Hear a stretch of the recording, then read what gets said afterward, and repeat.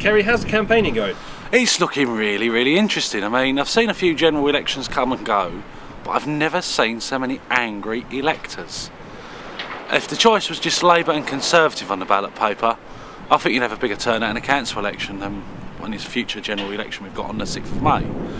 And we've been going out leafleting, door knocking, station raids, and people are really grateful to talk to us, that we've made the effort to put a leaflet through the door, and they're really taking us really, really seriously now, whether we're getting no media attention or not. And when you say people are angry, what are people angry about? It's just the lack of choice between the two big parties.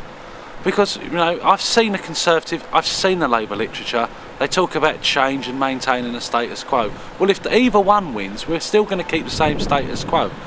And people are really angry with it, and I think the biggest anger is immigration. And the big parties refuse to talk about this. It's a bit like that sketch from Fawlty Towers, don't mention the war. Or I think with the big parties, it's don't mention migration. And it's like a planning application's just gone in for, towards the back of the estate, 10 acres of green belt for 185 dwellings. Now, without being prejudiced, according to some research from bodies like Migration Watch and the like, nearly 8 out of 10 of those housings is because of migration. And I don't mean 8 out of 10 of the new people living here will be immigrants, but the reasoning for that new housing on our green belt is because of migration into this country. And that's where people are getting really, really angry. And it's a subject people want to talk about. People don't want to see David Cameron's wife or Gordon Brown's wife, however lovely they are. They'd rather David Cameron or Gordon Brown come round and say, this is what I will do about immigration, this is what I will do to secure your jobs. And we've got the Olympic site just a spitting distance away, and how much unemployment we've got. This should be a boom town, the industry we've got round here. There should be very little unemployment. We should be insulated from this recession because of the Olympic project, but we're not. Because we have these contractors who've been given the job by elected bodies to employ people from overseas who work for a minimum wage with poor working conditions.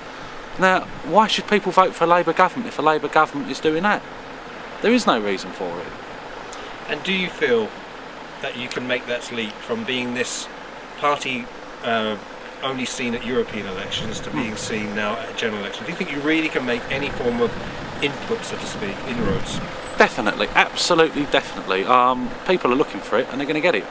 I mean, it's like straight after the leaders' debate, you know, everyone was sort of going like, oh yeah, the Lib Dem bloke weren't too bad. Straight after it was question time, Nigel Farage was on there and people was electrified by it. There was someone talking different, someone talking straight. And that's what people want, straight talking politicians. And as soon as people start to hear our message, and as over the last few days of the campaign, people start getting the election addresses from the UK Independence Party, people are reading it and go, that's what we want. And when people make that break, that's when it all counts. On May the 6th, when people break their allegiances to the old parties, things change. And it's going to be a hung parliament, whatever the pollsters say. Now if there's an election 6 months, 12 months, even 18 months from now, people go, that UKIP done well.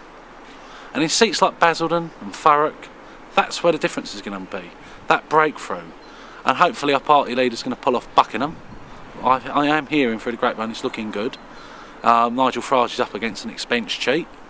You know, so if Nigel pulls it off there, that's another stepping stone. But we're in the same position the Labour Party was over 100 years ago. Had no chance of getting elected. So it's either going to take a break in the, you know, party, how people vote, or the voting system, and the pair of them are inevitable.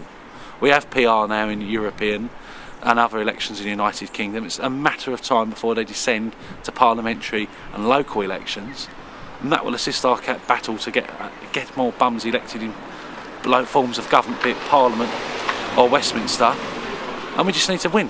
That is it, and we're going to fight, fight, fight.